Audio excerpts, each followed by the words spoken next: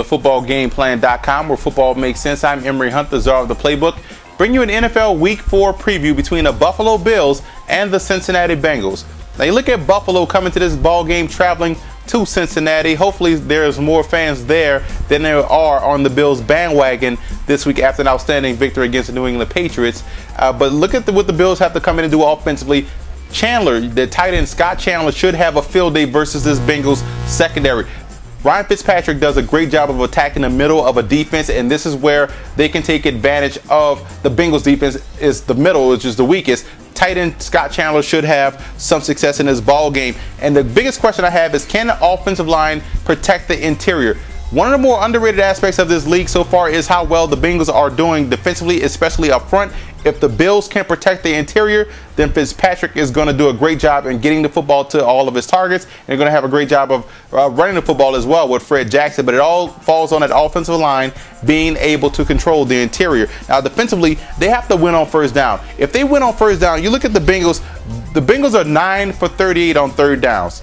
That's horrible. I can get out there and move the chains better than the Bengals can, and I haven't played quarterback since Pop Warner. Now, you look at what they've done defensively. If the Bills can come in and win on first down, backs up the entire Cincinnati Bengals offense and gives the Bills more opportunity to get to the quarterback. Something that leads me to my next point. Where's the pass rush?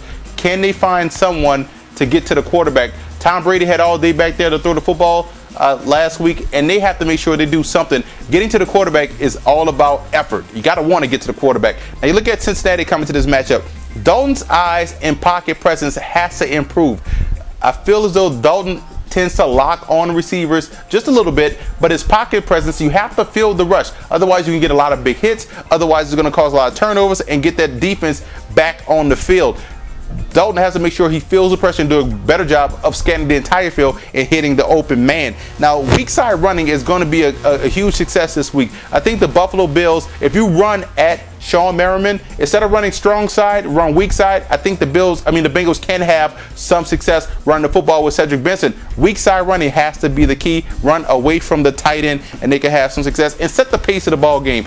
The Bills love to operate off momentum. If the Bengals can come in and set the pace of this ball game, they can have some success. And defensively, take away Fred Jackson. Fred Jackson is Buffalo's version of Matt Forte. The do-it-everything back guy is one of the more underrated backs in the league, one of the best backs in this league at catching the football. You have to take away Fred Jackson out of the equation, both in the pass game and in the run game. And also, off-man or zone coverage can work.